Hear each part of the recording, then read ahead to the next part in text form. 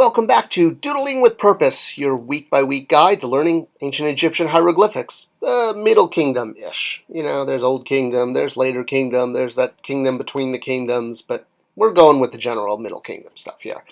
And for the last couple of weeks, we've had Egyptian homework, and luckily you're not being asked to make dioramas of pyramids, even though a lot of you may actually own action figures, from what we also do on this station, this channel, this place, Spectra Creative. But let's jump into the homework from last week. So this time I did not make any mistakes in my glyphing, so hopefully you were able to translate this one on your own. Ideally first copying it and writing it out, and then going through glyph by glyph, word by word. So as usual, the first thing we're going to want to do is break up the sentence into words. This can be done first by looking for the determinatives and for looking at words you recognize. And it may take some time, but you'll get better at it as you go, as you recognize more and more words. Alright, so the first word we have there at the top is hurt-haru, which we learned last week. The combination of hurt and haru for day means throughout the course of the day. And again, you'll notice words like of the aren't represented. They're just there as part of the phrase. Next, we have our verb, munut, and it's in the past tense with the n. So we do murut dot n. And then the man next to it represents I. So it's I ferried, as opposed to he ferried or she ferried. And that's the proper way to write the transliteration. Next up, we have two baby antelopes, which is ew, IWW, but you can cross off that second W because it's just a helper consonant. And that is the word the boatless. And oh, I forgot one of the I's in the baby antelopes. Okay, well, maybe that one's blind. Oh well, doesn't matter. Next, we have the mouth, which can be towards a place, and it's the sound R. R can also mean the word mouth, but if it did, it would have a stroke line under it. Without the stroke line, it's just R, towards. And what are we going towards? Well, land, or the land, or a land. Again, because there's no articles in ancient Egyptian.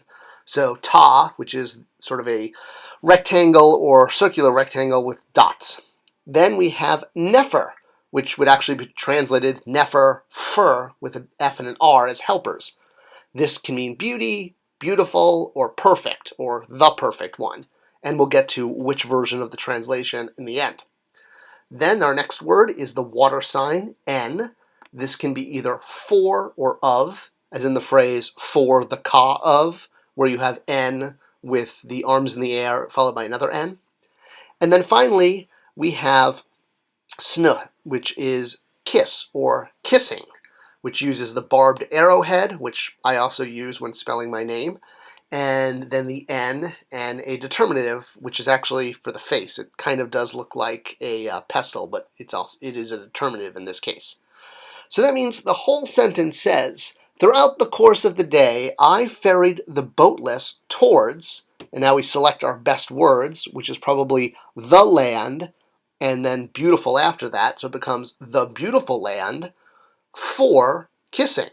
So you could see how once you've translated the full sentence, you realize which version of the word to use. For or of, kiss or kissing, beauty, beautiful, perfect, land, the land, a land. It pretty much becomes obvious which one to use, and you get the whole sentence. This is the way Egyptologists have been translating hieroglyphics for 2 centuries now. Alright, so let's get to some new words, and I want to do words that represent titles. One title we've done in the past is this one. You may remember it as nuswa, which means king. Now, this is a word that represents honorific transposition, which means you take certain letters and you read them afterwards, but you place them first to honor them. So this can include words like neter, swa, and ra, the sun, when it means ra, not day, haru. I know, like we said last week, it can mean 2 different things. Context will tell you. So these 3 letters, and there are some others, always have honorific transposition. Well, not always, but often. And if you see them at the beginning of a sentence, it means to read them at the end. Alright, so that was king, and a reminder of honorific transposition. Our next word, we have our owl, M, the R, and then the plan for a house. So this would be pronounced murper, and it means overseer of the estate, meaning a title. So the title sort of kind of means the butler or the head of like the servants, It's an interesting way this word actually is. It actually has a pun in it, if you will. So we get the word estate because per means house or place, or in this case, estate. It could mean overseer of the house.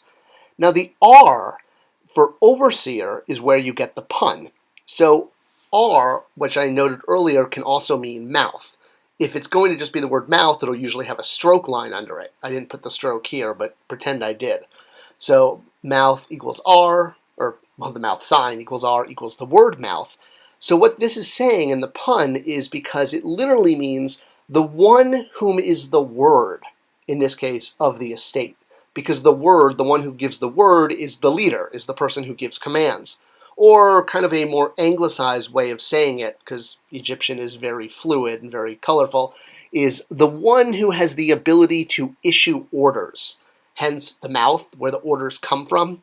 So this is one of those titles that has a little bit of a pun in it, and just remember.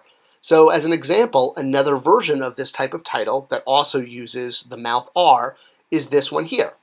So you've got a determinative you may not recognize, but see if you can translate it. Go ahead, pause, see if you can figure out what it is. All right, so we have MR, owl, mouth, mer, and this determinative actually does have a pronunciation. It's a rare one. That is masa. So masa means warriors or army. Hence you've got a man with a feather and a bow and an arrow, or I'm not sure if it's a feather, like a plume or a hat, whatever it is, it's the symbol for the army. So this would be overseer of warriors, or overseer of the army. All right, here's a word. We did this a while ago, but I want to throw it in as a refresh, especially because it goes with the whole honorific transposition theme that was brought up a few slides ago. So the club, means person, and the flag, netter, means God. And because netter is an honorary word, it goes in front. It's still going to be pronounced netter, but netter goes first. So a God person. And if we were going to translate that from Egyptian into something a little more easily understood in English, it becomes priest. A God person is a priest. Netter. Even though netter is written first, because we are honoring this holy hieroglyph, we put it first in the word. All right, we learned this one a while ago. It's a glyph at the beginning of the double consonants for all, ow, aw. If you leave out the snoo on the side of the marrow, it's the spine with marrow, then it becomes the word im, I-M, or So this is an important one. I didn't go through this in glyph by glyph because it's the same glyph just without that extra detail. But when you see it without the left side, then it becomes ima. Ima either with an H or with the Y glyphs next to it. And this can mean venerated one, honored one, or revered one. The words are interchangeable, and again, context will tell you.